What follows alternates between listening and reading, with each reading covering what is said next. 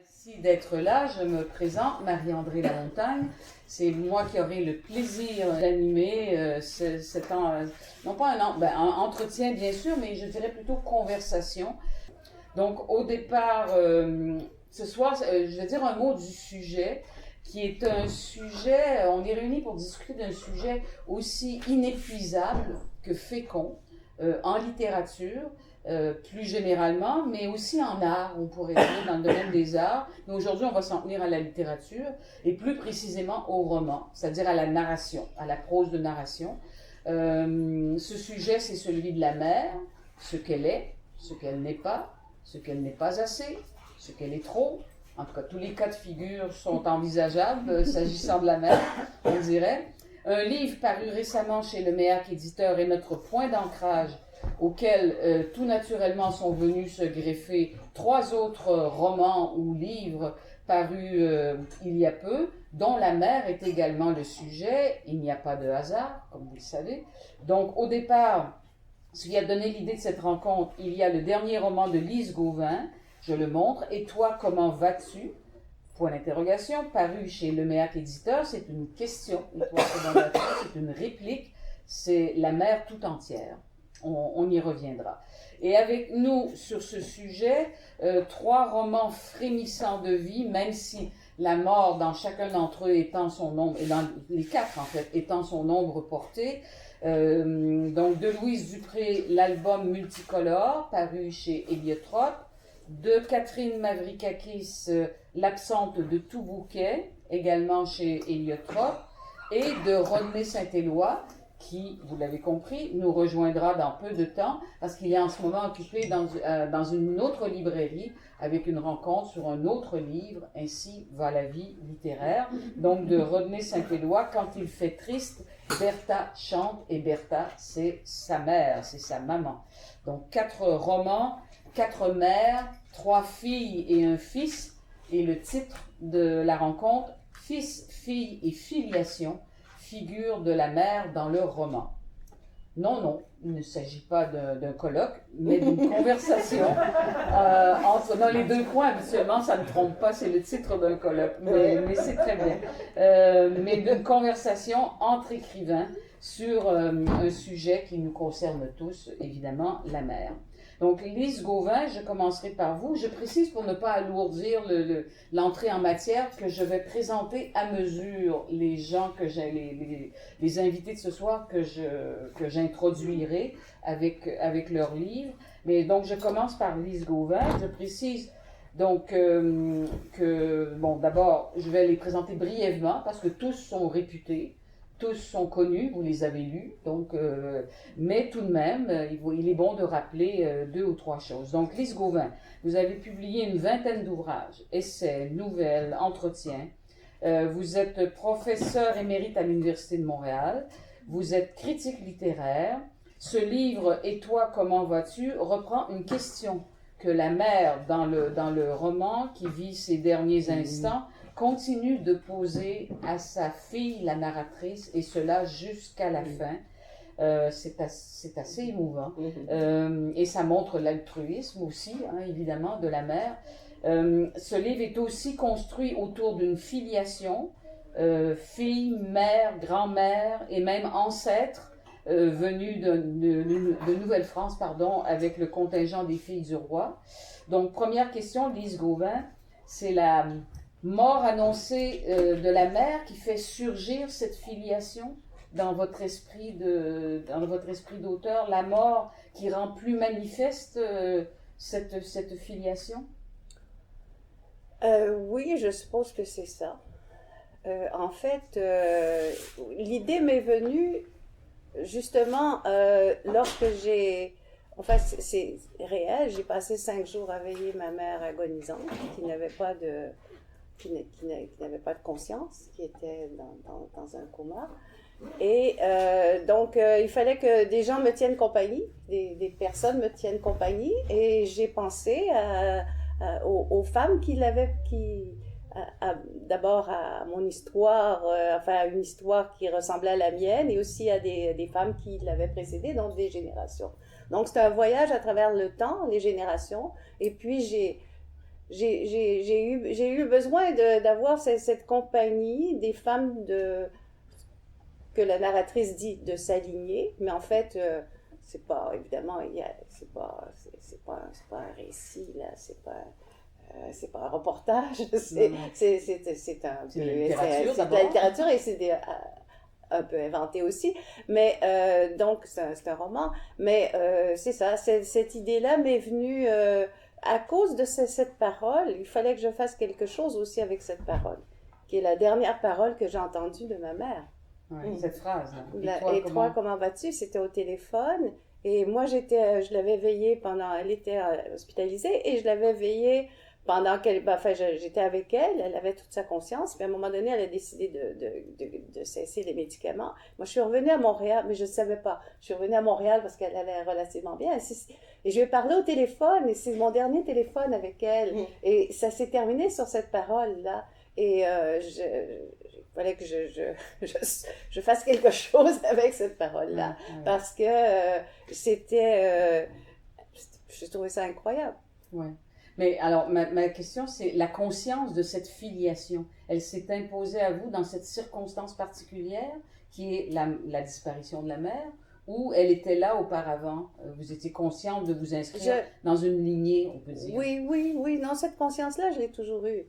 J'étais fascinée par l'histoire des filles du roi, par exemple. J'en ai parlé déjà à la fin d'un autre livre, Un automne à Paris, où je fais le rappel de ces femmes qui sont venues avec rien pour construire un pays, fonder un pays, etc. Donc, non, je pense que l'idée de la lignée, je l'ai toujours eue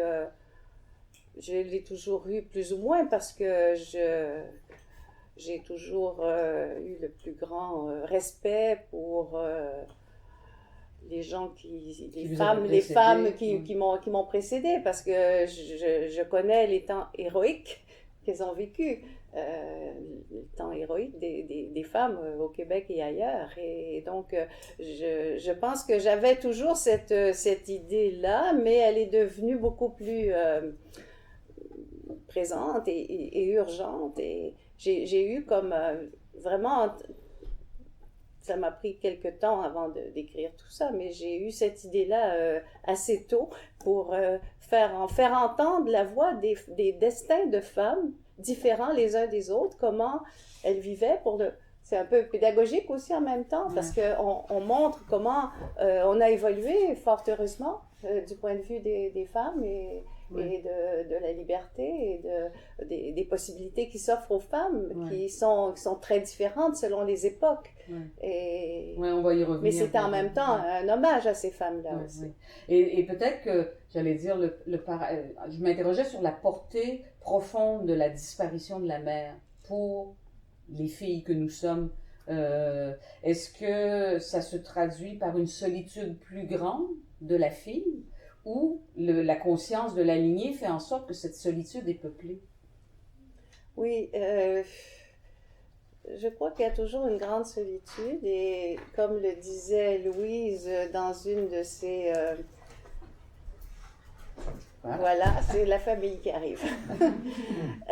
Comme le disait Louise dans son livre, on ne se sépare jamais de sa mère, vraiment.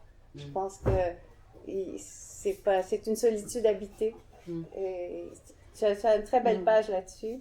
Tu dis, on se séparera vraiment de la mère que lorsqu'on mourra soi-même. Et ça, c'est... Enfin, c'est ça. C'est une façon d'habiter, c'est une façon de continuer, c'est une façon aussi de réparer ce qui n'a pas été dit, ce qui n'a pas été fait. Il y a toujours des lacunes dans la relation. Et puis, je pense que écrire permet on essaie de comprendre, et puis on s'arrête aussi là où c'est incompréhensible. Je pense que c'est une thérapie, finalement. C'est aussi de la littérature. C'est de la littérature. C'est surtout de la littérature. Oui. Catherine Mavrickakis, je me tourne vers vous avec une question toute simple. qui relève de la sémantique affective. Donc, vous voyez déjà, c'est simple. Mais d'abord, je rappelle que vous avez publié une dizaine de romans, que votre œuvre est traduite en plusieurs langues et a été primée. Elle aussi, d'ailleurs, ce soir, tout le monde a été primé d'une manière ou d'une autre. L'absence de tout bouquet, ici, est un récit hommage, pour reprendre les termes de la 4e de couverture, adressé à la mère, c'est-à-dire aussi à nous tous, au fond, qui avons une mère, dans tout ce que la relation peut avoir de complexe, d'enchevêtrement, de sentiments mêlés. Alors, ma question, vous utilisez tour à tour, selon les passages, les mots « maman » et « ma mère ». Quelle est la différence? Maman, c'est complètement inventé. En fait, j'ai jamais appelé ma mère maman. Ma mère m'interdisait de l'appeler maman. J'ai appelé ma mère toute sa vie, mamie. Donc, maman, c'est cette figure pour moi de la mère, telle que la littérature me permet d'y accéder. Donc, maman, c'est littéraire. Ah, pour moi, complètement. J'ai pas eu accès à maman. Et ma mère, bon, bah, ça, c'est beaucoup moins littéraire pour moi. C'est au moment où je pense, où je suis capable, dans le texte, de passer du elle au tu, que j'ai l'impression que quelque chose se passe. Parce que quand j'écris ma mère, j'ai l'impression que c'est bon, ce que je pourrais dire, c'est plus banal. Mais j'ai l'impression qu'au moment où je peux dire maman, il y a quelque chose qui est de l'ordre de la fiction. Pour moi, c'est de l'ordre de la fiction. Donc, si c'est de l'ordre de la fiction, on pourrait imaginer qu'il y a une distance plus grande, paradoxalement, dans l'usage du terme maman, alors qu'on imagine plutôt quelque chose dans la proximité avec maman. J'essaie de créer cette proximité, mais en fait, à ce moment-là, je suis très très loin de ce que j'ai vécu avec ma mère. Ouais. Voilà. Et les deux doivent, j'allais dire peuvent, on a la preuve qu'ils peuvent, mais doivent cohabiter dans ce... J'aurais souhaité, si j'avais pu faire ce que je voulais faire, c'est-à-dire on peut jamais faire le livre qu'on veut faire, hein, j'imagine, mais j'aurais peut-être aurait aimé dire maman tout le long, mais il y a quelque chose je pense que il y avait comme quelque chose que je devais montrer de ce jeu, voilà. Mais je veux dire, le livre idéal aurait dit maman. Ouais. Et donc il fallait montrer ma mère. Il fallait montrer ma mère, voilà. Il fallait montrer aussi le fossé entre les deux. Et donc, ma mère, avec des guillemets, s'est imposée dans ce livre. Ma mère s'est imposée quand même, oui, toujours. Ma mère s'impose. Fidèle à son habitude. Elle est là. Pour ceux que j'en sais, là, pour ceux que j'en Oui, fidèle à cette... C'est presque... Si on veut jouer, je peux dire que maman, c'est quelque chose de vraiment... c'est vraiment quelque chose de subversif pour moi. Ma mère m'aurait vraiment pas permis de l'appeler maman. Et pourquoi? Elle trouvait que ça la vieillissait. Mais mamie, ça la vieillissait plus. Mais elle voulait pas que je puisse la considérer comme ma mère. Ma mère, maman. Je peux pas dire maman. Donc, elle voulait pas que je puisse la considérer dans cette proximité-là. Ouais. Mamie, pour elle, c'était un peu entre guillemets. Quand elle écrivait, je sais pas pourquoi on parle de nos mères quand même, c'est normal. Mais je suis vraiment dans l'autobiographie. Quand elle écrivait, elle signait mamie entre guillemets. Voilà. Donc, elle était... Ben voilà, Rodney, ça tombe bien. Il n'est même pas en retard. Bonjour. Il est à peine... On t'a gardé une place. On ne l'a même pas encore présenté, donc on n'a même pas encore fini les présentations. C'est très bien. Donc, pendant qu'il enlève son manteau, je vais passer à Louise Dupré. Louise Dupré, alors tout ça c'est très intéressant et ça montre la complexité de la relation, la complexité du livre, mais la complexité de la relation mère-fille sous une apparence codifiée, on va dire. Louise Dupré, vous êtes essayiste, poète, romancière, auteur de théâtre aussi. Vous êtes l'auteur d'une vingtaine de livres, quelques titres pêle-mêle, Le plus haut que les flammes, Une écharpe sous ton ongle, ça c'est en poésie au Norrois. Au théâtre, tout comme elle. La prose de fiction, bien, il y a Théo à jamais, votre plus récent livre, roman chez Héliotrope.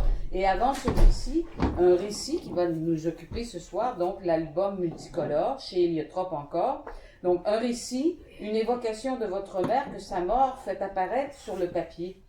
L'album multicolore, faut le préciser, c'est un album de photos d'enfance qu'elle remet un jour à ses enfants. Et de votre livre, vous écrivez, je cite, « Ce récit est une toile pleine de trous dans laquelle j'essaie de capturer ma mère. Je voudrais qu'elle n'ait plus de secret pour nous. » Ça, c'est page 59. Nous, c'est-à-dire les enfants. La mère dévouée, vouée à ses enfants toute sa vie, échappe et reste insaisissable. Pourquoi? Ben, j'appartiens à une génération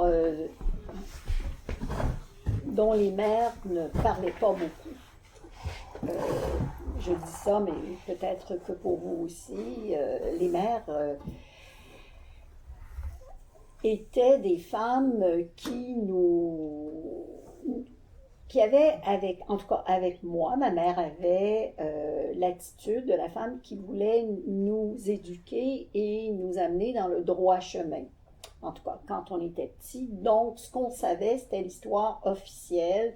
C'est ce qu'il fallait faire, ce qu'il fallait penser, ce qu'il fallait étudier et comment se débrouiller pour devenir des personnes, je dirais pas des bonnes personnes parce qu'on n'en était pas là, mais pour être heureux dans la vie, pour avoir des chances dans la vie. Alors, la femme qu'elle était vraiment, je l'ai découverte beaucoup plus tard, quand j'ai été adulte et qu'elle s'est un peu plus révélée.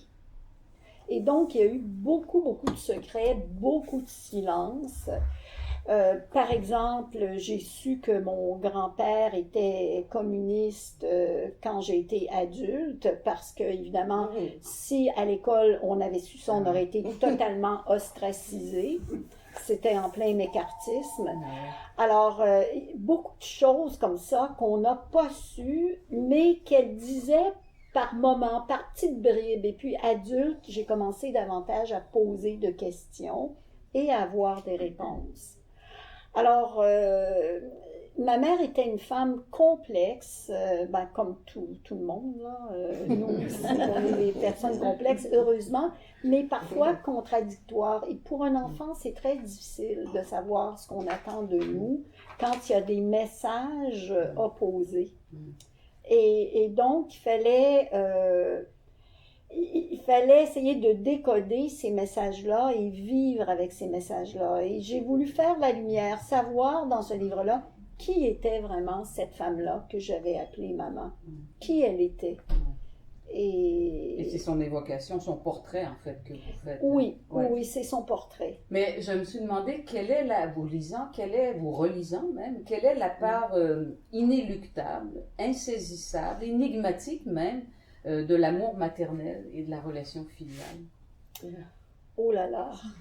J'ai dit que c'était pas un colloque. Non. C'était pas arrivé encore, mais j'ai dit que c'était pas un colloque.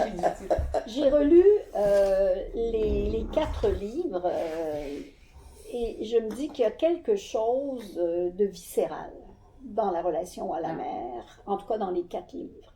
Dans les 4 livres, parce que nos mères n'étaient pas des femmes idéales. Bon, comme nous ne sommes pas des personnes non, idéales. Tu dis comme nous le sommes. Comme nous le sommes. Vous, mère, d'ailleurs. Oh, oui, mère. Alors, mais il y a un attachement incroyable à ces femmes-là. Et évidemment, comme elles sont décédées, c'est peut-être plus facile d'idéaliser une personne qui est décédée. Je dis ça comme ça. On pourra en discuter tout à l'heure. Alors, oui, il y a vraiment un attachement viscéral à la mère, à la figure de la mère.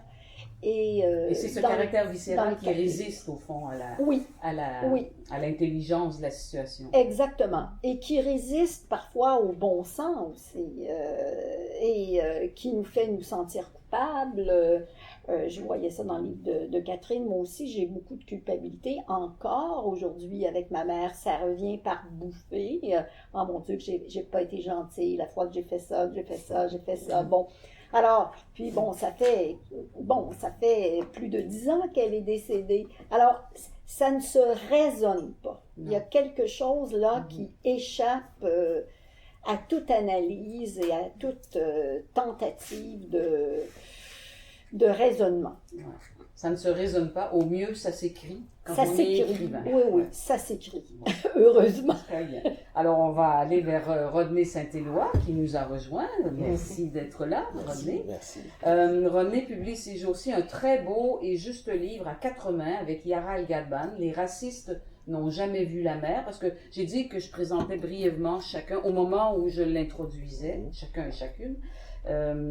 Et c'était aux éditions Mémoire d'Encrier, où paraît aussi le net, le joyeux, le tendre récit que vous avez consacré à votre mère quand il fait triste. Bertha chante, également paru chez Mémoire d'Encrier.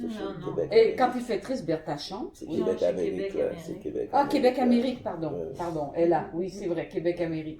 Mais Mémoire d'Encrier, c'est la maison d'édition que vous avez fondée il y a bientôt 20 ans et vous avez des titres en poésie chez Mémoire d'Encrier parce que vous êtes poète. Paraît d'ailleurs ces jours-ci une anthologie de vos poèmes aux éditions du Seuil dans la collection Point.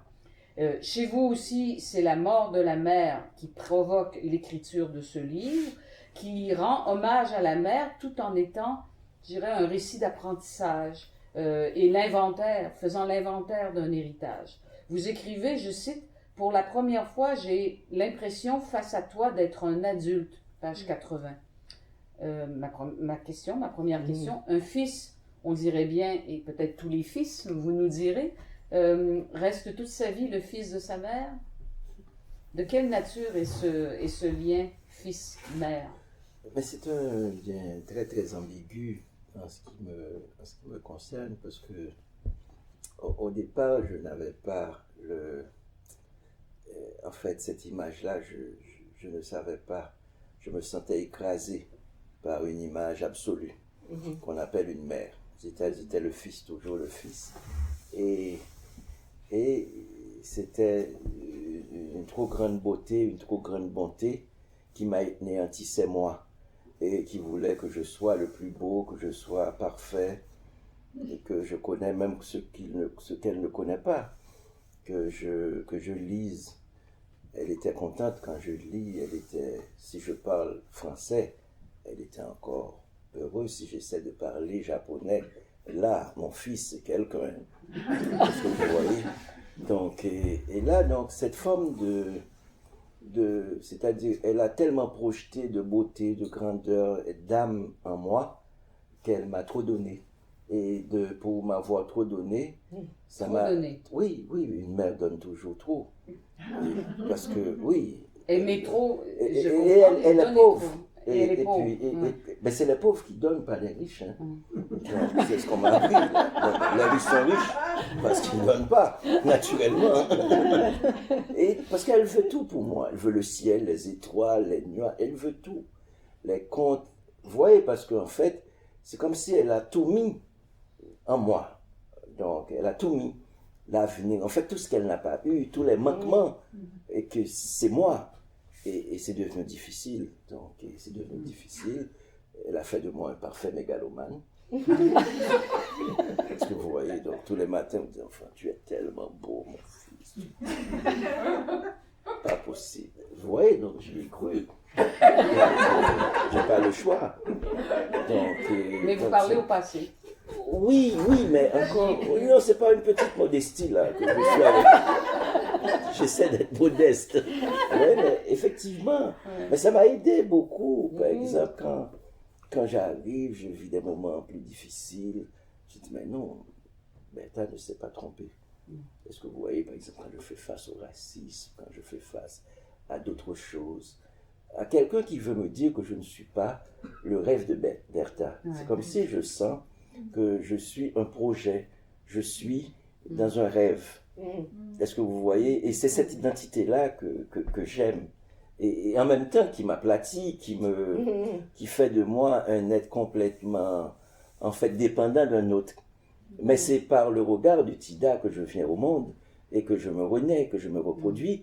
C'est ce regard-là qui me fait comprendre qui que vous soyez,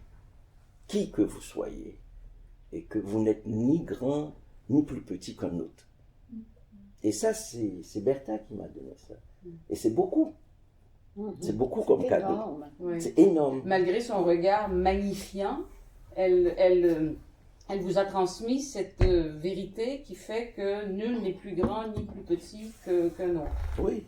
Donc, ça te met. Qui est une réalité au cœur. démocratique, on pourrait Ça dire. te met au cœur de la vie, parce que moi, Ouais. je sais pas, avec elle, les hommes étaient un peu comme moi, plates, parce qu'elle était tellement puissante, et elle m'a donné une idée de la femme qui est, en fait, la meilleure partie de ce que j'ai vécu me vient des femmes et de la part d'elle, c'est-à-dire que c'est vraiment toute la lumière qui m'est venue de la vie, m'est venue d'elle et d'une suite d'autres femmes, comme ma grand-mère, comme ma tante et comme ma grand-grand-mère. En filiation, Donc, là aussi. la filiation, oui, oui. Oui.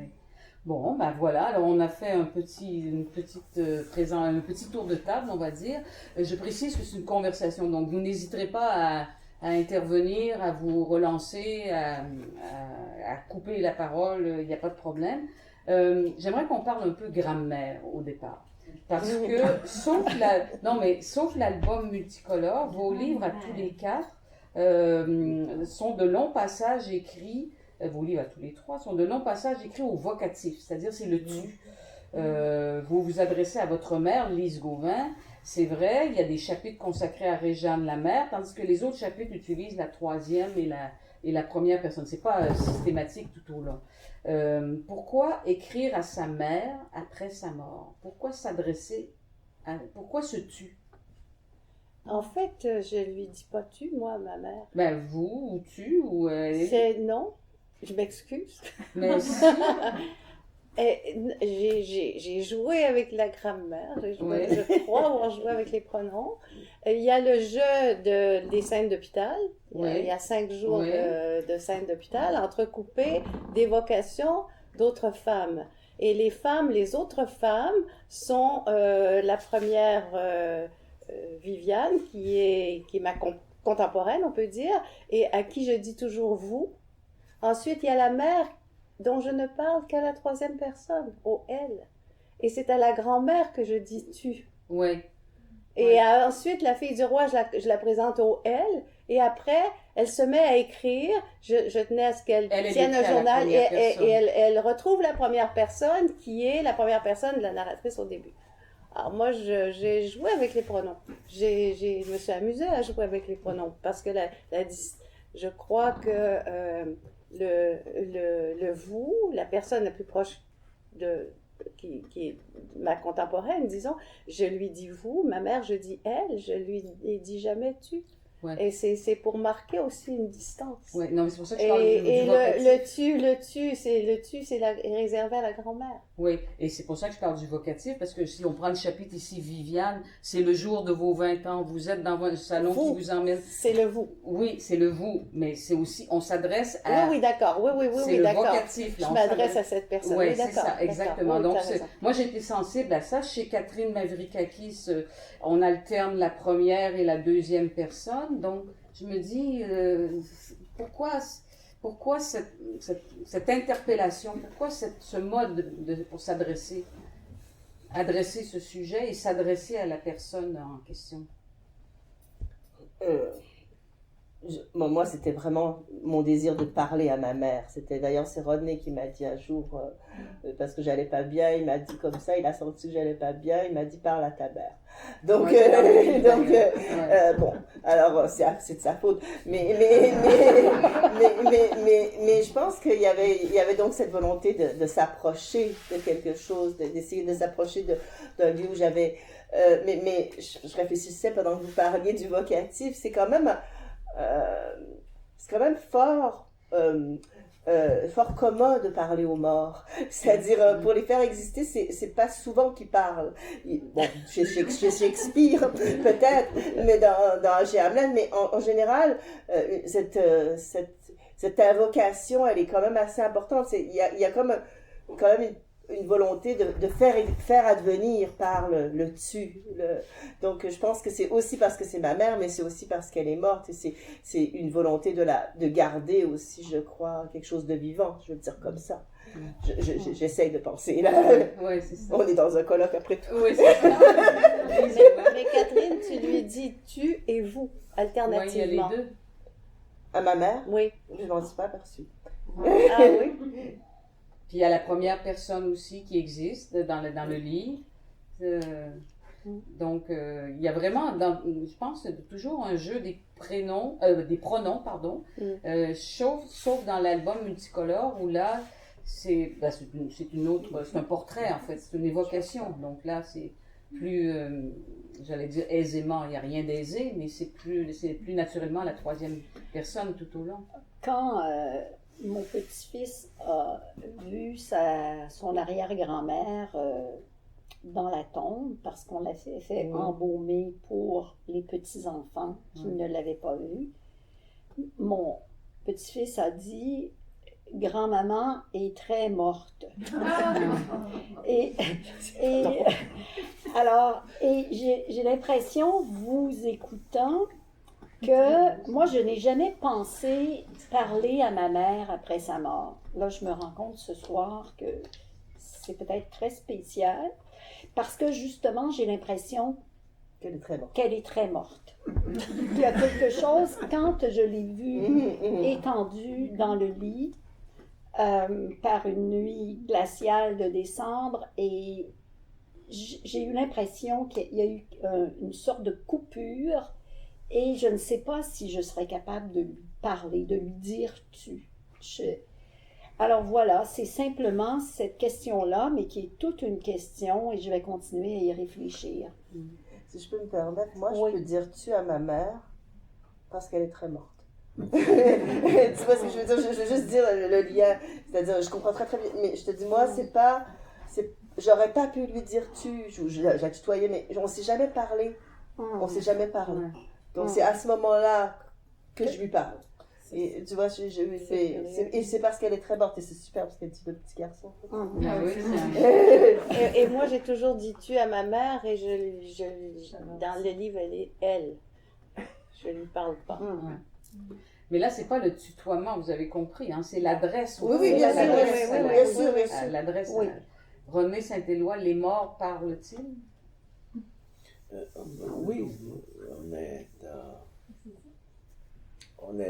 je l'ai ramené au présent parce que j'ai trouvé que c'était un peu difficile d'être le fils et d'être en face d'un cercueil. Et puis là, c'est ta mère. Et puis on est dans des situations de dépossession, déracinement. Parce que là, on était c'est quoi la ville? On était à Connecticut. Moi, je vivais à Montréal, je devais y aller. Elle venait d'Haïti, je voyais des gens qui venaient de partout.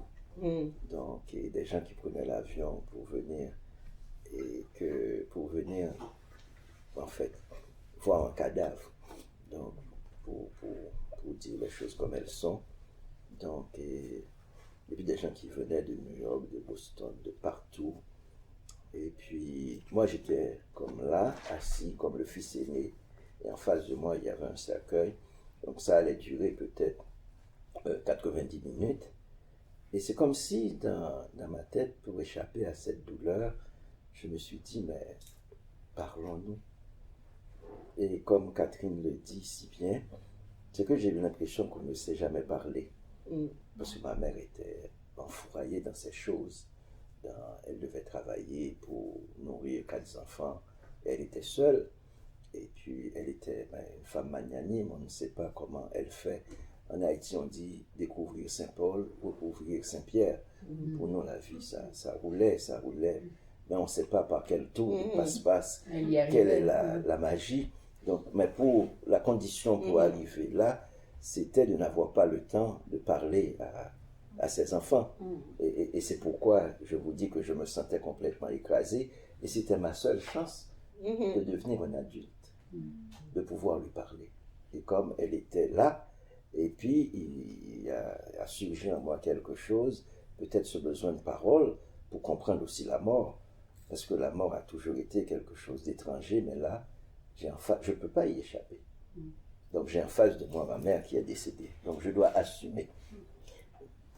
D'ailleurs, tu dis que tu t'identifies à elle, tu prends la parole pour elle, tu dis ça au début. Rodney, oui, je peux te citer une phrase où tu dis, moi je prends sa place, je parle en son nom. Il y a de très belles phrases au tout début. Pour ça, c'est comme si tu vivais sa vie, revivais sa vie. Le mot fils, fille, filiation peut aussi se lire comme des fils. Fil, fille et filiation. Et toi, j'ai l'impression que tu te mets vraiment sur le même fil que ta mère. Tu prends et tu t'identifies à elle. Tu fais comme si tu revivais sa vie. Tu revis sa vie. Et même pour l'exil et tout ça, tu dis, enfin, tous les deux, vous avez fait l'exil et tout. Est-ce que je peux permettre ma petite analyse? C'est les fils, moi je me suis amusée à voir quels sont les fils qu'il y a dans vos livres. Ici, il y a des deux fils parallèles. Et vous parlez toujours en parallèle, ta mère et toi. Ici, on dirait que c'est à un moment donné, tu rencontres ta mère, tu dis on va jaser. Tu jases, c'est des boucles. Tu fais des boucles. Et moi, j'ai l'impression d'avoir tricoté, d'avoir fait des tresses plutôt. Des tresses. J'ai tressé les fils. Et je me suis amusée à voir les fils. Lui, il n'y en a qu'un fil. Sa mère et lui ne font qu'un fil. Il s'identifie à sa mère. Bon, enfin, c'est ma lecture. Non, oui, c'est bien. Ça ouvre des perspectives de lecture à travers l'idée du fil. Catherine Mavroukakis, dans son livre, ma question va s'adresser à tous, écrit que la clé psychanalytique est importante. Les traumatismes des ancêtres peuvent se transmettre aux enfants. C'est écrit dans le livre. Alors, ma question, l'histoire familiale est-elle une hypothèque jamais levée?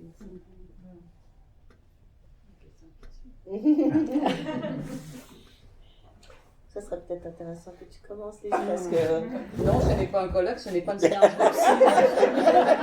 non, mais parce que aussi, il y a toute l'histoire tout de suite qui se manifeste très vite dans ton livre, c'est l'histoire aussi. Oui. Qu'est-ce que la question? L'histoire familiale. Là, il y a la grande histoire, mais l'histoire familiale est-elle une hypothèque jamais levée? Au fond, on ne se sort jamais de son histoire familiale. C'est pas une hypothèque, j'aime pas le mot hypothèque. C'est une dette, tu veux dire une dette? C'est pas une dette non plus. C'est parce que je lis du traumatisme des ancêtres qui se transmettent. C'est aussi un héritage, c'est tout ça en même temps. En fait, moi je pense que mais aussi c'est une chance de pouvoir rêver à ces vies antérieures et ça amplifie notre vie. Bonjour Pierre. Pierre Filion, directeur chez Le Méac. Il y a une chaise pour toi. Bonsoir. Oui, alors non, mais le mot hypothèque, je crois que... Il découle du mot traumatisme. Traumatisme, oui. Non, moi je le vois comme c'est ça, comme un passage, Mais moi, ce qui m'a... quelque chose et finalement c'est un enrichissement plus qu'autre chose parce que ça nous donne à rêver. L'histoire familiale. Ça nous donne une mémoire. Et la mémoire, c'est toujours un enrichissement. On en fait ce qu'on voudra. On peut se dissocier de cette mémoire. On a le choix. Et on en fait ce qu'on veut. Mais je pense qu'on ne peut pas... c'est toujours bon de connaître la mémoire des choses. Je pense que c'est toujours quelque chose qui nous apporte des éléments auxquels on s'identifie ou non. C'est à notre choix. Il y a Rodney qui avait commencé à dire quelque chose après lui. Moi, je travaille beaucoup sur ce qui m'a précédé, parce que je ne veux pas commencer par moi-même, ni que la vie, ni que mes livres commencent par moi-même. Et puis c'est un peu paradoxal pour moi d'avoir des gens qui ne sont pas inscrits dans des traditions de littérature. Et moi, je suis avec vous en train de parler de littérature. C'est comme si je ne suis pas à ma place. Et pour interroger pourquoi je suis ici, qu'est-ce qui m'a, pour retourner au fil. Et ça m'a beaucoup intéressé de vous lire pour voir vous, qu'est-ce qui vous a précédé. C'est comme si on est amis, je vous aime beaucoup.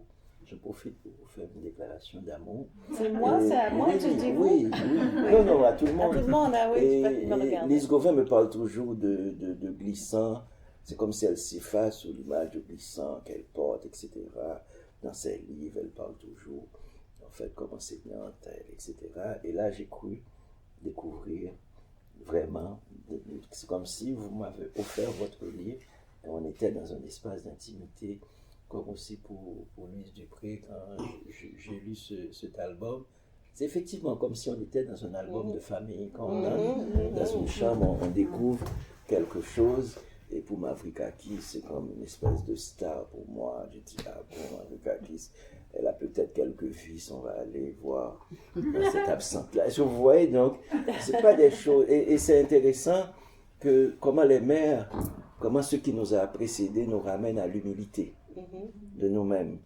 Et peut-être nous ramènent à une meilleure manière d'être au monde. Et cette manière d'être au monde-là, en tant que fille d'eux ou fils d'eux, et puis ça va nous dire petite fille d'eux, et c'est cette filiation, et qui fait que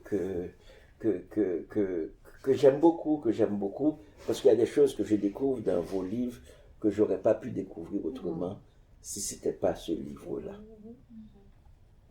Louise Dupré?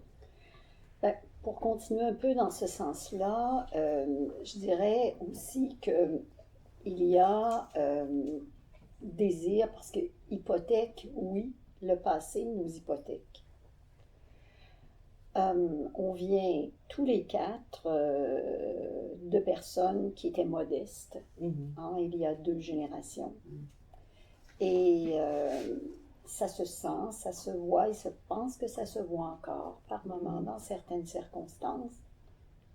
Mais le travail de l'enfant, et ça c'est le travail d'une vie, c'est de se séparer, d'essayer de construire en restant près de la mère et près de la famille, mais aussi en s'en séparant, puis en voyant qu'est-ce qu'on garde et qu'est-ce qu'on quitte, hein, pour se définir comme on est soi.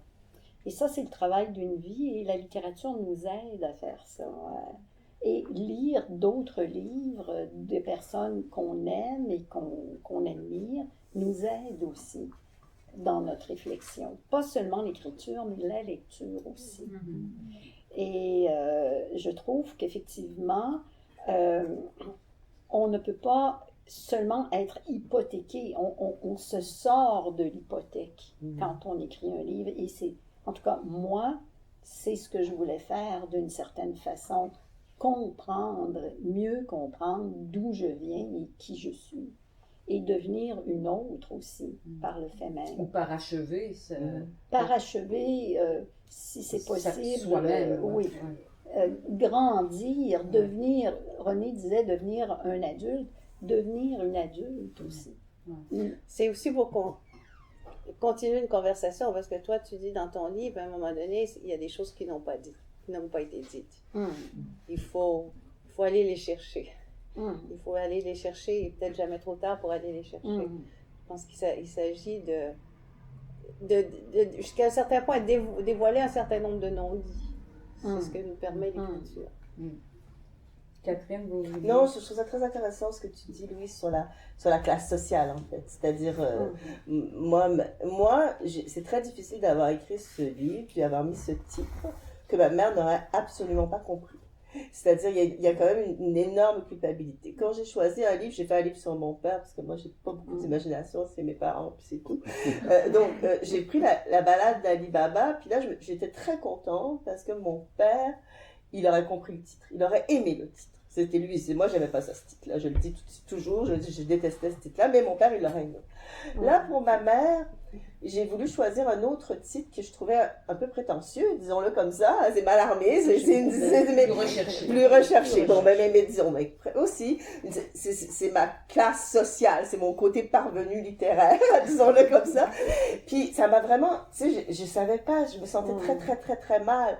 Et bon, j'ai accepté, mais ce mouvement de coupure n'est pas facile. Non. C'est pas, tu vois ce que je veux dire? Il y a aussi la honte de ma mère d'avoir été ce qu'elle a été aussi, tu vois, qui se joue, même si elle espérait mieux pour ses enfants, mais bon, il y a plein de choses comme ça, donc c'est intéressant ce que tu dis sur la classe sociale, vraiment très, parce que moi, je pense souvent à ma fille, je me suis dit, ma fille, elle a été élevée dans les librairies, dans les trucs, moi, quand j'ai prenais des livres, c'était pas, je me sentais coupable. Oui, d'ailleurs, c'est une constante en lisant, en découvrant le parcours de ces femmes qui ont été vos mères, là, on se dit qu'elles ne l'ont pas eu facile elles-mêmes. Mais que leurs descendants et descendants, c'est différent. Donc, ils voyagent, ils étudient, ils échappent au déterminisme de classe, justement, ou d'origine. Donc, il y a un progrès, indéniablement. Est-ce que le bonheur est-il aussi en progrès d'une génération à l'autre? Oh là là, il faudrait poser la question à nos enfants. Arrêtons-nous à votre génération. Ou à nos petits-enfants. Ouais. Petits-enfants. Ben, j'allais seulement, si vous permettez, dire que je vais parler de ma mère. Je ne parlerai pas pour vous. Vous verrez ce que vous voulez en faire. Il y avait un désir qu'on sorte justement de la condition qu'on était. Mais en même temps, pour plusieurs mères, je crois, il y avait une sorte d'envie par rapport aux filles. Aux fils, je pense que c'est différent. Bon, je revois ma mère avec mes frères, j'en parle un petit peu à la fin du livre, mais que sa fille lui échappe d'une certaine façon. Parce qu'il faut que sa fille sorte de là, mais en même temps, je perds ma petite fille. Alors que le garçon, lui, reste toujours une métaphore, d'une certaine façon, pour la mère. Une hyperbole dans son cas. Alors voilà, donc j'irai pas plus loin, puis je vais vous laisser peut-être réagir. Donc il y a une ambiguïté. Il y a une ambiguïté et même une contradiction qui se vit chez la mère. C'est dur pour la mère de voir que elle n'a pas pu faire ça, puis elle est en train de perdre sa petite fille qui a plus le temps d'aller la voir, qui a plus le temps de s'en occuper parce que justement, elle est ailleurs. Elle s'occupe ailleurs. Réaction? Moi, j'ai été... Je n'ai pas tout à fait senti ça parce que mon père m'a élevée plus ou moins comme... J'étais fille unique, donc je faisais à la fois la fille et le garçon. Je faisais des études puisqu'il fallait faire des études parce que c'était comme ça. Lui en avait fait. Alors, il fallait continuer ce qu'il avait fait. Et donc, mais ce que je voyais, c'est que ma mère était vraiment en retrait par rapport à ce que les hommes faisaient. Elle était beaucoup plus effacée, même si elle avait son métier et tout. Mais je veux dire, il n'y avait pas beaucoup de possibilités pour elle. C'était pas, dans sa génération, les possibilités étaient limitées. Elle ne pouvait même pas enseigner si elle se mariait. Alors, elle venait de loin. Et donc, c'était vraiment... moi, j'ai représenté ce qu'elle n'aurait jamais pu accomplir dans son temps. C'est ça, dans ce sens-là. On a plus de choix, je pense. On a plus de choix de vie. C'est dans ce sens-là qu'on a... Mais je pense que c'est pas vraiment le bonheur, parce que le bonheur, on ne sait pas ce que c'est. Mais je pense que les choix sont beaucoup plus multiples maintenant. Et donc, la joie pour la mère de voir sa fille s'accomplir, s'épanouir, cette joie n'est pas sans mélange, si je me comprends bien, parce que ça renvoie à sa propre... à sa propre pas enfermement, mais en tout cas son propre cadre, on va dire, son cadre initial qui ne bouge pas, lui, alors qu'il bouge pour la fille. Oui. Et le fils, lui? Le fils est presque un idiot Le fils n'est pas. C'est un bon comédien. C'est pas une figure intelligente, le fils. Parce que, en fait, le fils a trop de dettes. Envers la mère. Trop de dettes envers la mère. Mais la mère, mais envers toutes ces femmes, c'est comme si ces femmes ont trop fait pour que le fils découvre l'écriture, pour que le fils découvre l'alphabet, pour que le fils soit debout. Et il y a toute une trajectoire qui est différente. Et le combat aussi, c'est-à-dire l'ensemble des luttes à mener pour devenir un être humain. Donc, c'est tellement, en fait, difficile. Et il n'y a qu'un seul mot, c'est gratitude. C'est-à-dire que les autres mots vont venir après. Mais le premier mot, c'est simplement, en fait, d'être debout, de dire, bon, on a eu des repas, on a eu l'intelligence pour regarder le monde. Et c'est déjà, c'est-à-dire que chaque jour est une grande promesse. C'est-à-dire rien n'est donné, rien n'est acquis. Et cette espèce de... Il y a un proverbe créole qui dit « battre de l'eau pour faire beurre ». En fait, battre de l'eau pour en faire du beurre. Et j'ai l'impression que c'est vraiment, il faut beaucoup ramer. Et c'est des fois on oublie pourquoi je parle beaucoup de ce qui m'a précédé, des fois on oublie tous les efforts qui ont été consentis pour qu'on soit là. Et c'est ça que je vois, tous les chemins parcourus pour que Bertha puisse regarder l'Amérique, pour que Bertha puisse me donner l'idée de l'humanité. Et je trouve ça tellement grand. Et puis je suis un petit peu étonné, stupéfait, ébahi par cette lumière étrange. Je me dis, mais d'où elle a, ou dans quel livre, il n'y a pas de livre, où est-ce qu'elle a trouvé cette intelligence, ce sens de l'intelligence. Et je suis resté là. Vous comprenez? Donc pourquoi je dis je suis idiot? C'est pas un lieu où je peux exercer mon intelligence. Je pense pas que les livres nous apprennent ça. Moi, je suis plus dans les livres, et quand j'écoute Bertha, c'est fini, elle ne lit pas mes livres. Dans Bertha, vous allez voir.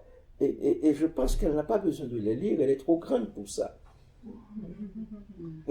C'est comme si, hélas, mais elle a lu déjà tous les livres. Donc, elle n'a pas besoin de m'alarmer, elle n'a pas besoin de... Donc, et c'est ça. Ouais. J'aimerais qu'on revienne à l'idée de la lignée. Lise Gauvin, vous l'a dit dans votre livre, vous alternez les chapitres là, sur les femmes de la lignée. Il y a Viviane, il y a Marianne, il y a Réjeanne.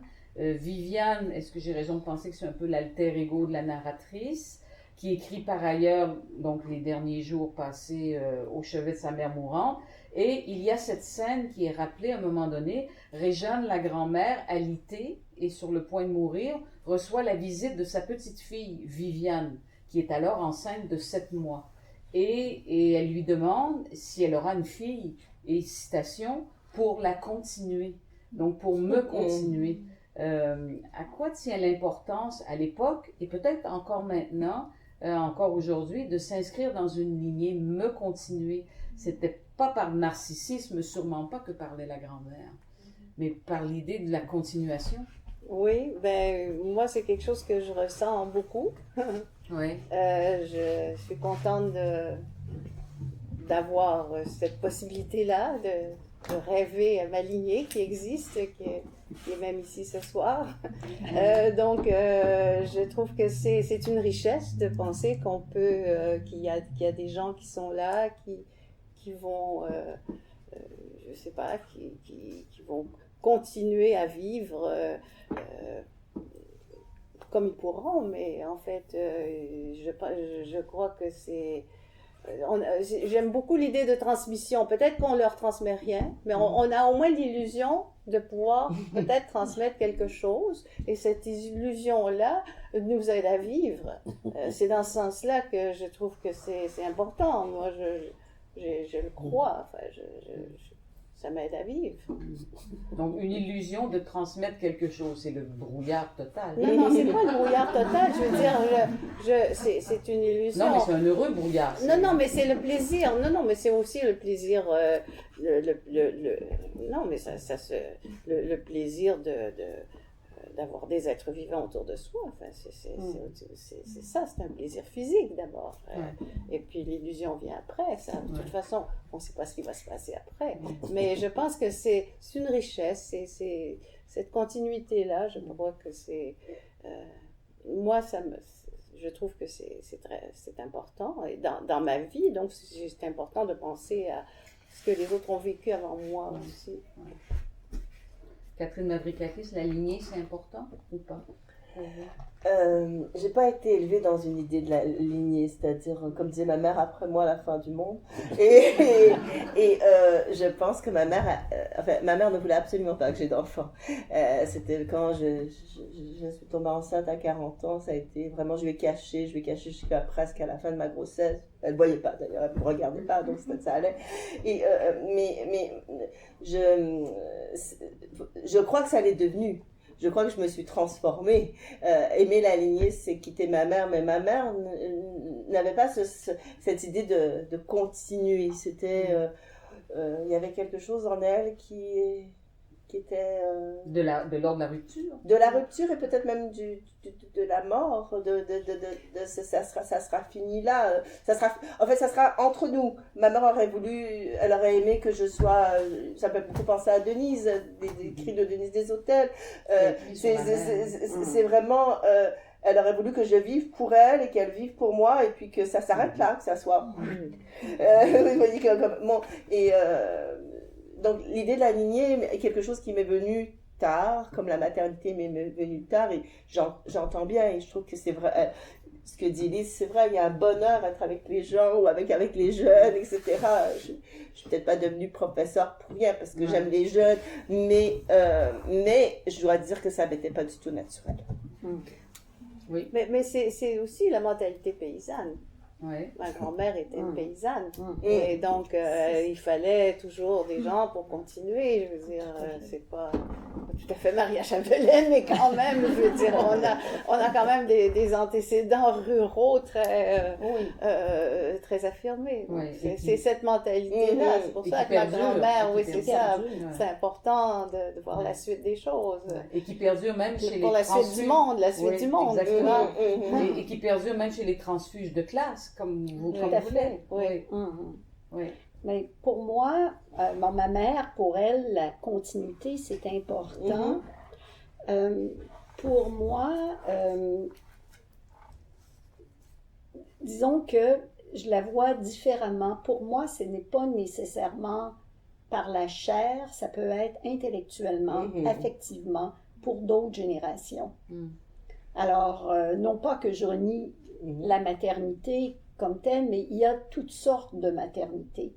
Et effectivement, comme Catherine disait, si on a choisi l'enseignement, c'est parce qu'on voulait être en relation avec les générations qui nous suivaient et leur transmettre quelque chose et accepter de ces générations-là aussi quelque chose. Parce que qui donne et qui reçoit dans l'enseignement, ça se fait à deux. Et René Saint-Éloi, le fils qui a des enfants, il s'inscrit dans une lignée. Plus que dans une lignée, c'était même une condition d'existence. Parce que j'aime beaucoup ce que Lise Gauvin disait en disant que quand on est fils de... En fait, quand on provient de la paysannerie, et que pour vivre, il faut faire l'humanité. Et il y a des questions, c'est les riches qui peuvent s'abstenir de faire l'humanité pour dire nous sommes autonomes. Il y a des mots qui ne peuvent que... On doit avoir les moyens de ces mots-là. Mais là, il faut faire altérité, il faut avoir des gens qui te donnent de l'eau, il faut être avec les arbres, il faut être avec les oiseaux. Donc, il faut être vivant parmi les vivants. Donc, la rivière est plus qu'une rivière. Donc, on ne peut pas l'utiliser comme une rivière. La rivière est un élément. Il faut que la spiritualité aussi, il faut avoir le souffle. Donc, il faut vivre. Et pour vivre, et ça demande d'être en relation. Donc, c'est-à-dire, il faut... Je pense que c'est intéressant, Lise Gauvin qui ne prêche que par glissant.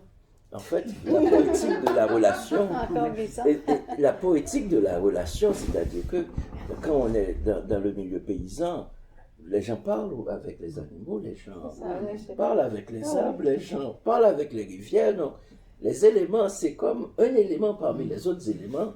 Donc, tu es déjà dans ta vulnérabilité. Donc, si tu n'es pas en lien, tu es mort, tu n'existes pas. Tu n'existes qu'en lien. Parce que quand tu as la patate, il faut que l'autre amène la viande. Il n'y a pas de supermarché comme là on va, on prend tout. Il n'y a pas de frigo. Ma grand-mère vivait avec son cercueil. Et tous les soirs, elle chantait, la mort va venir, nous voilà. Donc elle parlait, elle interpolait la mort. Comme tu disais là, c'était quoi ton mot? Vocatif. Oui. Oui, elle chantait la mort, elle parlait à la mort, en tu, mais vraiment en tu. Elle appelait la mort, mais la mort a pris du temps pour venir. Donc vous voyez, donc, c'est comme ça qu'on va à la rivière. Ouais. C'est comme si les gens étaient dans leur prière par rapport à la rivière, parce que c'est la rivière qui nourrissait. Et cette espèce de imaginaire, pour moi, c'était pas du réalisme merveilleux, c'était être avec les autres, c'est plus facile. C'était la condition de la vie.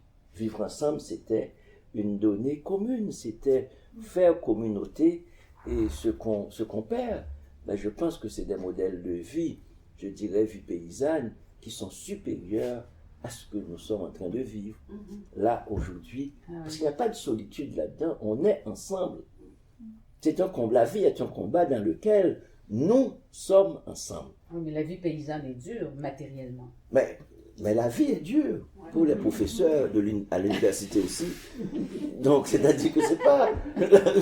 Vous voyez, pour les libraires, pour les éditeurs, pour les écrivains, pour tout le monde. Je te remercie d'avoir fait le lien avec la pensée de Glissant, parce que lui, vraiment, son grand thème, c'est la poétique de la relation. Donc, il faut recréer ces relations-là aujourd'hui, entre les cultures, entre les univers, entre les différents mondes. Donc, c'est un tissage, c'est un tressage, c'est un tricotage, on revient au fil. Mais si je peux me permettre, moi, je trouve que ce qui est intéressant, il y a beaucoup de choses intéressantes dans vos livres, mais c'est que chacune, vous avez, chacune, tous, on a trouvé une image, une image centrale.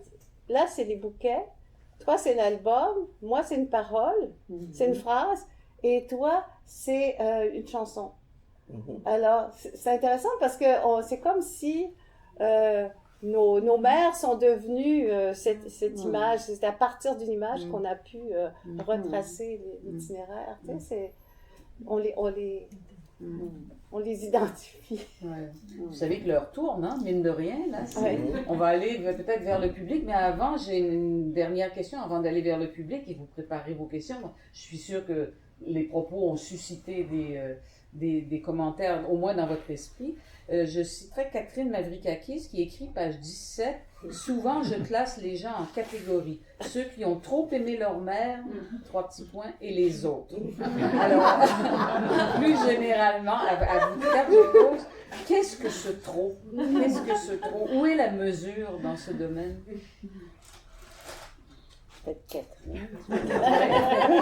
C'est à l'origine de la formule. Je le vois comme une maladie. Je le vois comme trop. C'est pas la gratitude dont on parlait. René, moi, c'était maladif. C'est maladif chez moi. Ce trop est maladif. Ce trop est maladif. Pour moi. Il m'a beaucoup empêché de vivre. Mais ça, il m'a aussi donné beaucoup. C'est ce que je commence à comprendre.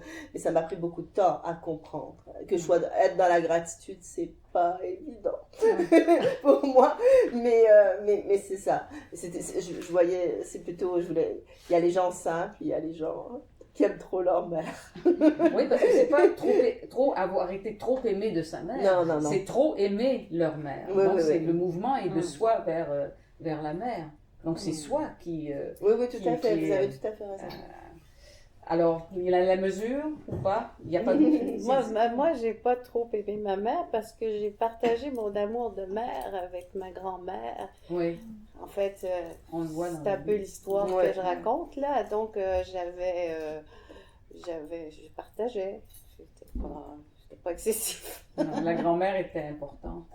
Oui, peut-être. C'était un contrepoids, oui, tout à fait. à la mère. Oui. Et le Moi, j'ai trop? beaucoup aimé ma mère. J'ai trop aimé ma mère, sans doute, mais il a fallu que je prenne mes distances pour ne pas être avalée. Mhm.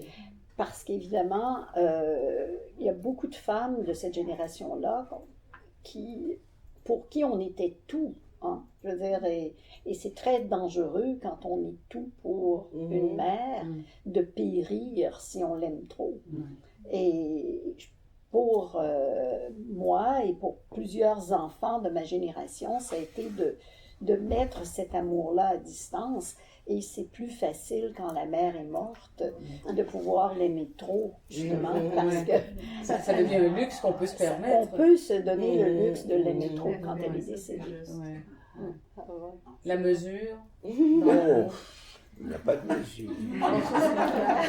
Dans ma vie, il n'y a pas de mesure. Et Bertha n'a pas mis de mesure chez moi.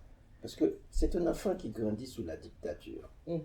Donc il n'y a pas de mesure. La violence, elle est Déjà, on est dans l'excès. On est dans l'excès. Ouais. Donc c'est un pays excessif, où les riches sont profondément riches, où le mépris est profond. Donc et les gens méprisent les gens, les petits méprisent les petits, etc. Donc où il n'y a pas de, où on ne peut pas faire altérité, faire humanité, où c'est très difficile, où le racisme est très très, en fait, fort, le colorisme est très très fort. Les gens de la ville ne parlent pas aux gens des campagnes. Le mot paysan est une injure, le mot noir est une injure dans un pays de noirs. Est-ce que vous voyez? Donc c'est complètement fou. Donc c'est complètement, en fait, c'est une difficulté. Donc ce que je connais, c'est la démesure. Donc c'est-à-dire que pour vivre, il faut s'attacher à quelque chose qui s'appelle l'espoir. Et on ne connaît pas, et ça n'existe pas dans la ville, ce mot, il faut l'inventer. Donc, et Césaire a un mot, Césaire, dans Cahiers de retour au pays natal, dit au bout du petit matin, cette ville plate, etc. Donc, c'est des livres que je connais par cœur comme ça. Et mais au bout du petit matin, je pense que tous les matins, on devait s'inventer ou réinventer la lumière pour continuer la journée. C'est-à-dire qu'on ne peut pas dire lundi, mardi, mercredi, jeudi. Même l'évidence nous échappait. Donc il faut être dans la démesure pour contraindre la vie à être vie. Et c'est ça que si tu crées un enfant et que tu veux qu'il reste vivant, si tu lui donnes la mesure, il est foutu. Parce qu'il fait face au tonton Macoute, il fait face au loup-garou, il fait face... Est-ce que vous voyez? Donc, il faut qu'il soit armé. Et le trop n'existe pas parce qu'il faut lui donner beaucoup d'amour pour qu'il croie qu'il existe. Parce que c'est ça, un enfant noir. Quand tu rentres à l'école, on te dit exprime-toi. La seule langue que tu as, c'est le créole. Et puis on te dit d'exprime-toi. Tu imagines des Québécois, on dit, bon, exprime-toi en... Les Chinois parlent encore quoi, en mandarin. Tu vois, les Québécois rentrent à l'école vendredi matin, on dit à tous les Québécois, exprime-toi. Et puis, en quelle langue? En mandarin. Donc, ça, nous, c'était en français. Donc, vous voyez, donc, quand tout ce qu'on nous donne comme injonction, tout ce qu'on nous donne comme valeur, c'est comme des non-valeurs pour nous. Donc, il faut être à l'extrême. Et c'est à l'extrême qu'on va trouver la mesure. Mais il faut partir de l'extrême pour trouver ça. Et moi et Bertha, on a commencé à se parler, c'est quand on était en exil. Donc, la mémoire est devenue pacifiée. Même notre présent est devenu plus pacifié. Donc, on commence à ouvrir le frigo, voir qu'il y a de la nourriture. Donc, ça ne va pas manquer le lendemain. On peut dire lundi, mardi, mercredi, jeudi, vendredi. On commence à savoir que le voisin, tonton Macoute, ne va pas venir tirer sur nous. Donc, il y a une idée de stabilité de la vie, que 1 et 1 peut être 2. Et Gary Victor a dit quelque chose je pensais que c'était de l'humour. Il m'a dit, mais de manière très tragique, parce que Gary, c'est un héros tragique. Gary Victor dit, tu comprends une chose, Rodney, comment enseigner à un enfant en Haïti une ligne droite? Parce que même les routes en Haïti ne sont pas droites. Donc ça veut dire qu'il y a des choses que tu vois dans un livre que tu ne verras jamais dans la vie. Et c'est ça qu'on vit. Donc, et c'est ça que là, je m'arrête là, mais c'est vraiment très difficile d'être dans la mesure. Non. Éloge de la démesure. Voilà. Alors, question vers Pour le faire la public. mesure de la démesure, Ouais. d'après Glissant. Oui. Moi, Alors, j'aimerais peut-être dire un oui. petit mot avant. Je voulais remercier Pierre Fillon d'avoir édité mon livre, de l'avoir, c'est lui qui l'a accepté, qui l'a édité. Aussi Émilie Aude qui a soutenu la fabrication. Et cette personne-ci qui a aimablement lu les ébauches du manuscrit et qui m'a La donné des première conseils lectrice, judicieux. Alors, je voulais juste dire ça. Voilà. Bravo. Très bien. Alors, question, je vois déjà une main qui se lève. Alors, allez-y. Bon, écoutez, j'ai une question parce que dans tous vos cas, la mère est décédée au moment où vous écrivez le livre. Et ma question, c'est quel livre, essayez d'imaginer le livre que vous auriez pu écrire, ou est-ce que ça aurait été possible d'écrire du vivant de la mère? Qu'est-ce que ça aurait pu donner? Parce que là, on a un constat comme quoi il faut presque attendre la mort de la mère. Moi, en ce moment, j'écris sur mon père, qui est toujours vivant, et je suis enfargée par ça. Et puis tout le monde me dit, ben attends qu'il soit mort, mais non, parce que... non, parce que ce ne sera pas le même livre. Définitivement pas. C'est pas la même parole, à mon sens, qui s'exprime une fois que le père ou la mère est décédé. Donc, je serais curieuse de vous entendre là-dessus. Sur le livre que vous n'avez pas écrit. Oui. Vous auriez pu écrire dans ce contexte-là. Ou pas. C'est Je peux prendre, Oui. allez, ça va vous laisser le temps de réfléchir à la chose. Pour moi, ça aurait été impossible. Parce que déjà, ma mère morte, très morte, ça a été très difficile d'écrire ce livre-là. Et je m'étais dit, quand ma mère va mourir, je vais pouvoir dire tout ce que je veux. C'est pas vrai parce que la famille reste là. Et, mais si ma mère avait été vivante, c'est clair que, d'une part, je ne me vois pas écrire ce livre-là, mais je n'aurais pas eu le recul non plus pour réfléchir à la relation que j'avais avec elle. Et ça aurait été pour moi, ça aurait été très superficiel, malheureusement. Moi, c'est sa parole, c'est sa dernière parole qui m'a donné l'idée du livre. J'avais jamais eu l'idée du livre avant. Sa dernière parole au téléphone, et toi, comment vas-tu? Ça m'a tellement saisi qu'il fallait que j'en fasse quelque chose. Et avant, j'avais pas eu l'idée d'écrire un livre sur elle. Bon, moi, j'ai pas écrit un livre sur ma mère avant, mais j'ai fait Le ciel de Pisty qui parle beaucoup de ma mère. Et vraiment. Et même Fleur de crachat, ça parle de ma mère. Donc, je pense que c'est pas le même ton. Je pense que celui-là, il n'est pas tellement rigolo comme livre L'absence du tout bouquet. Je pense que, quand ma mère était vivante, on riait quand même. Et j'ai réussi, j'avais l'impression qu'il y avait des moments je pouvais écrire je sais pas si j'ai encore retrouvé la joie, et que si ce livre-là, c'est comme un livre de deuil, parce que c'est ça qu'on a oublié peut-être, mais on écrit des livres de deuil aussi, de séparation, alors que moi je trouve ça bien d'écrire quand les parents, il y a de la joie quand même aussi de pouvoir de jouer avec cette pâte à modeler vivante à côté de nous. Moi je pense que ça peut être agréable aussi, je sais pas, mais il y a quelque chose de quand même de lourd dans le deuil. Et comme disait Louise, comme on disait au début, on n'en fait jamais vraiment le deuil. Non. Le deuil n'est jamais terminé. Donc la séparation n'est jamais totale. Non. Oui, consommée. Mes réactions sur le livre. Non, mais le prétexte du livre, c'est que j'étais face à ma mère qui n'était pas vivante. J'étais obligé de devenir, en fait, ma mère, comme Lise Gauvin l'a dit. Mais j'aurais pas pu la tuer. Je peux pas vous dire de tuer votre père pour écrire le livre. Mais c'est un peu difficile d'écrire un livre. En fait, par respect j'ai beaucoup de respect pour ma mère. J'aurais pas pu écrire un livre. En fait, qui suis-je pour Vous voyez, donc il y a, et aussi pour moi, ce qui est difficile, c'est que ma mère n'écrit pas.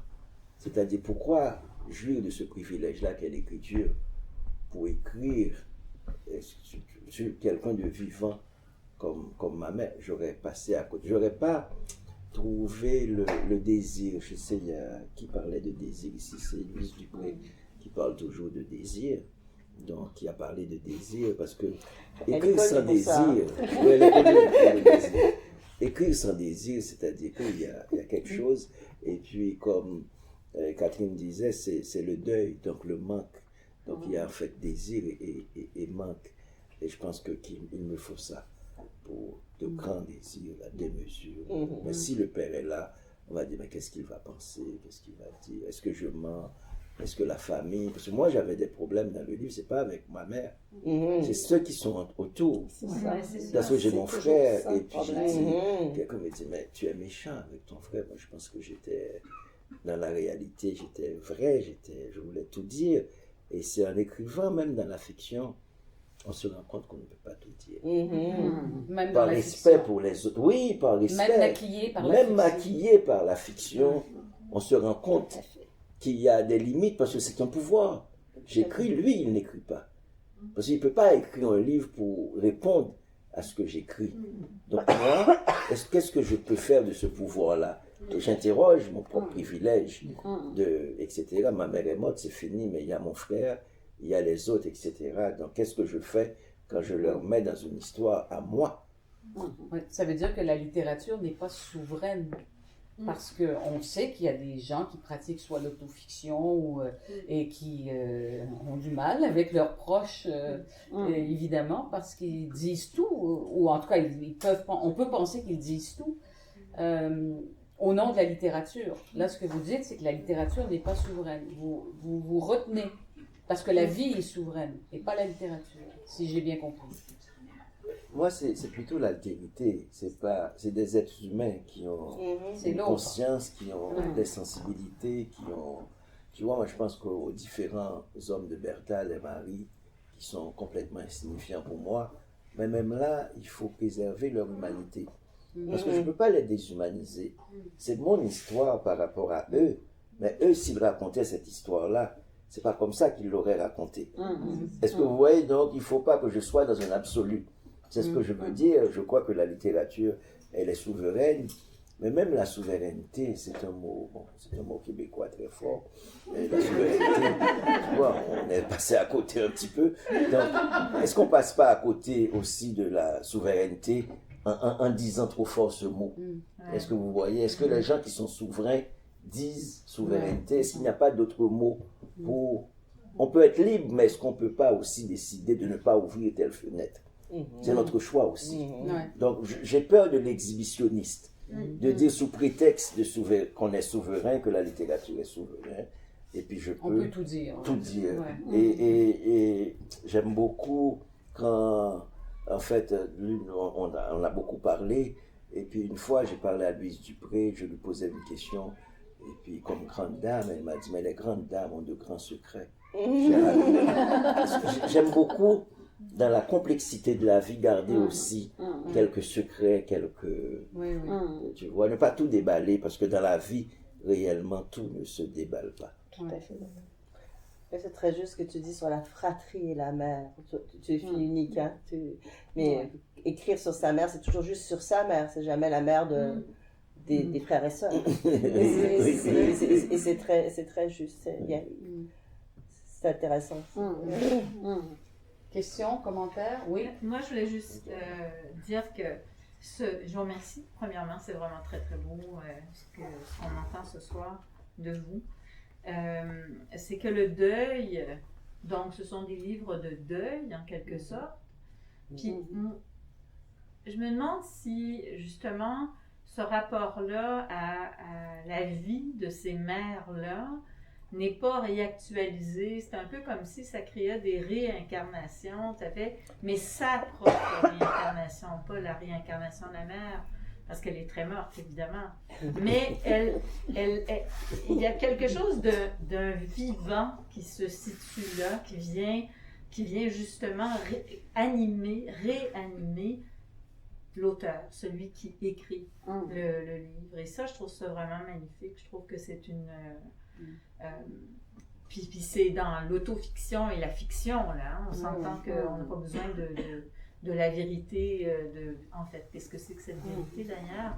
Et c'est là que la mère, dans son altérité, devient un être absolument fascinant, je trouve. Parce que c'est ça. Qu'est-ce qu'on écrit si on n'écrit pas l'altérité de la mère? Oui, on la réinvente. C'est ça.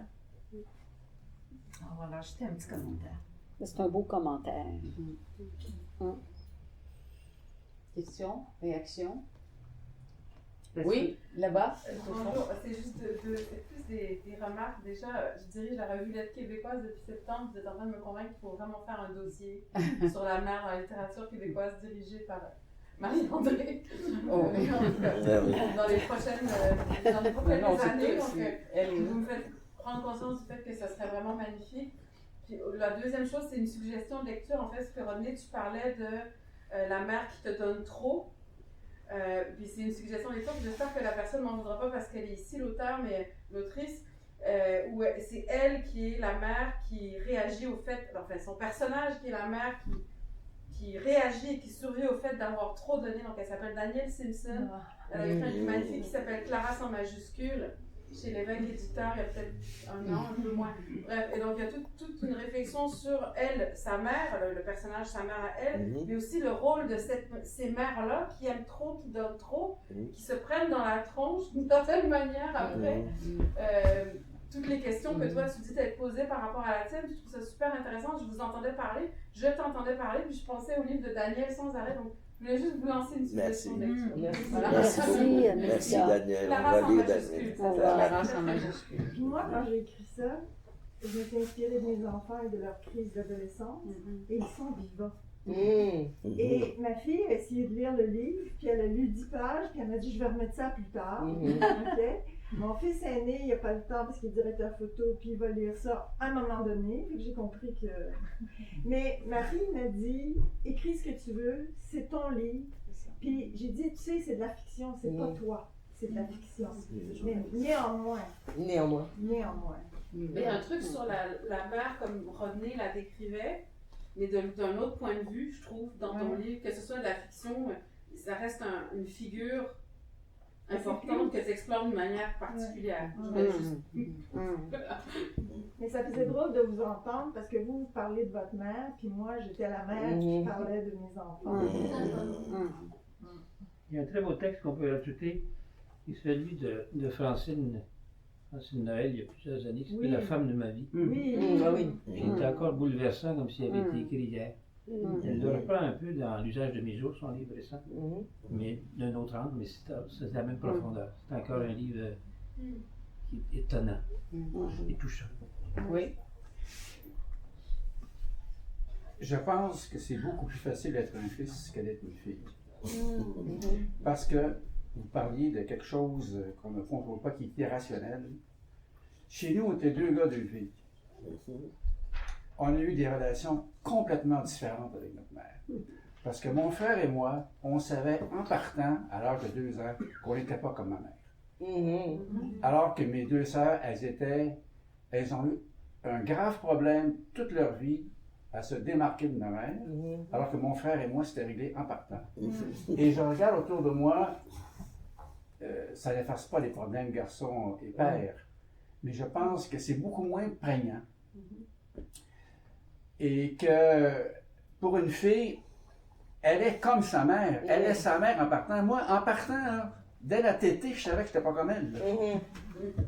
C'est un autre enjeu. Complètement différent. Mais ressembler à son père, est-ce que c'est une perspective inquiétante ou réjouissante ou fatale? Allez. Jean-Pierre, t'es dans l'art. Je pense, c'est que nos pères, à l'époque, s'occupaient beaucoup moins de nous que nos mères. Nos pères n'étaient pas à la maison. Donc l'identification. Mon père n'y était à peu près jamais. Il travaillait. Il était parti. Il voyageait beaucoup. Donc, alors que ma mère, j'étais collé sur elle 24 heures sur 24, comme mes sœurs. Et mes sœurs n'ont eu aucun problème à se distancier de mon père. Donc, et Louise, t'en as parlé, dans tout commerce, puis j'ai loué aussi, c'est que, bon, ben, à un moment donné, on devient adulte quand la mère est le miroir, puis que je ne dirais pas qu'on fracasse le miroir, mais qu'on décroche du mur, puis qu'on le met à côté. Ce que les gars n'ont pas comme problème. Mais ils ont le problème du père absent quand même, Jean-Pierre. C'est plus facile à régler. Je sais pas, je suis pas certaine. Enfin, c'est une longue histoire. Une autre table ronde. Un autre numéro Est-ce qu'elle a compris, la collègue? On va lui dire quand même. Question, commentaire, oui? Oui, moi j'aimerais, c'est un sujet qui m'intéresse comme lectrice et comme écrivaine. Je vous ai trouvé passionnante et passionnant. Je trouve que c'est très riche. C'est des livres que j'avais lus. Mais on dirait que d'entendre parler de ces livres-là et d'entendre justement les fils qui se créent et se brisent, ou enfin, entre vous, c'est passionnant. Je veux dire, ça anime aussi ma pensée d'écrivaine. Mais j'en reviens donc j'ai adoré le Très morte, peut-être parce que moi, je n'ai pas vu ma mère dans son cercueil. Elle ne sera jamais morte pour moi. Elle est toujours là et elle insiste. Mais ça m'amène aussi au trop d'amour. Puis, je ne suis pas sûre qu'on soit d'accord sur ce qui est aimé, ni pour la mère, ni pour la fille ou le garçon. On peut aimer pour de mauvaises raisons, on peut vouloir étouffer, on peut, comme le disait Catherine, vouloir réentrer sa fille en soi, être sa fille, faire en sorte que sa fille devienne soi, et ça fait un étrange amour. C'est le mien, là, c'est celui que j'ai éprouvé et celui avec lequel je me débat.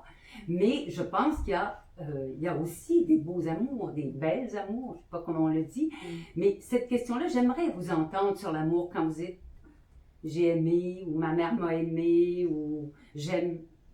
Comment vous l'entendez, vous, ce mot-là?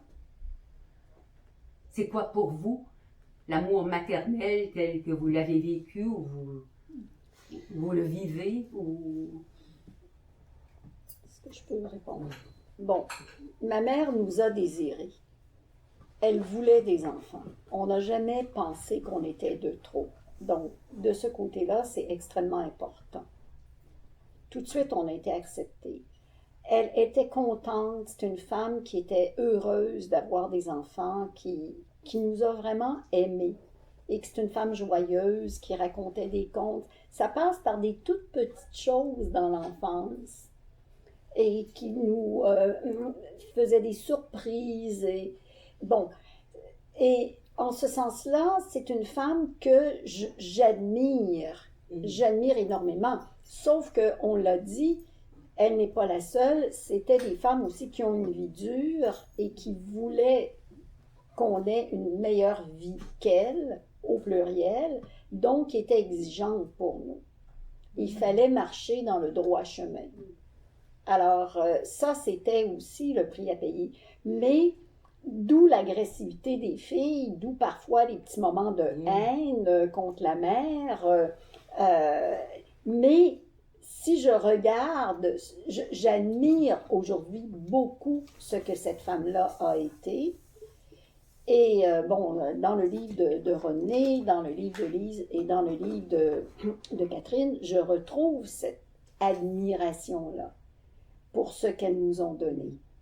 Et j'essaie, et le fait malgré le fait de vivre une vie dure, que ces femmes-là aient insisté et aient cru en nous et en la vie, c'est magnifique. Sinon, on ne serait pas ici aujourd'hui. Je ne sais pas si je réponds à la question.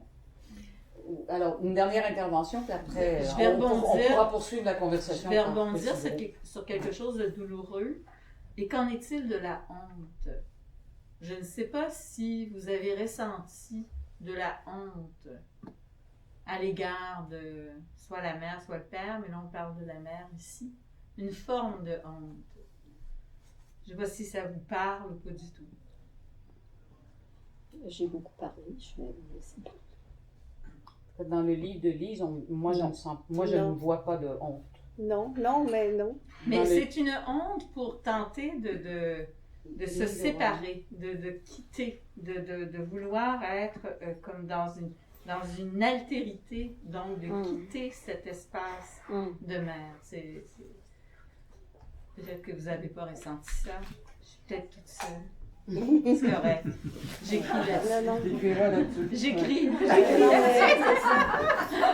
Alors écoutez, ce que je vous propose, c'est qu'on s'arrête là pour ce soir. Il y a évidemment, je rappelle les titres des ouvrages. Et ce que je constate, c'est que avec un sujet pareil, d'abord merci. Merci, c'était très... Ouais, ça a été très très...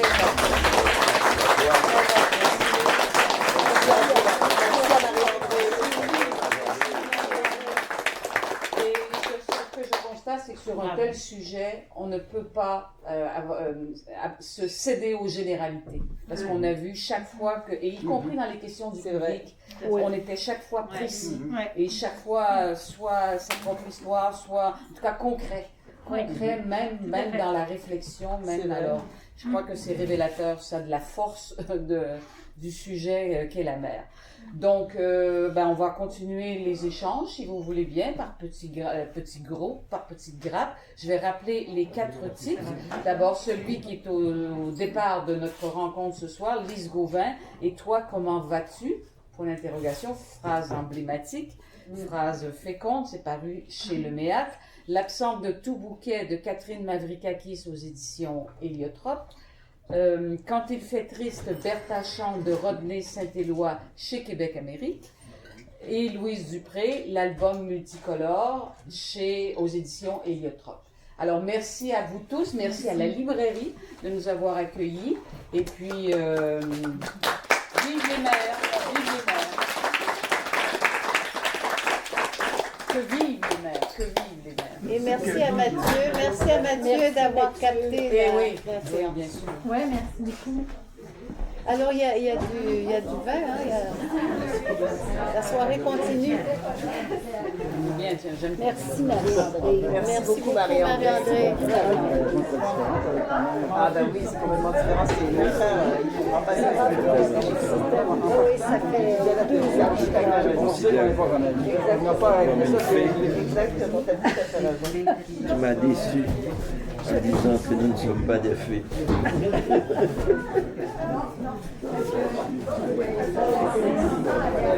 Oui, je suis très contente de te voir. Très contente. Oui, très bien, les Français sont...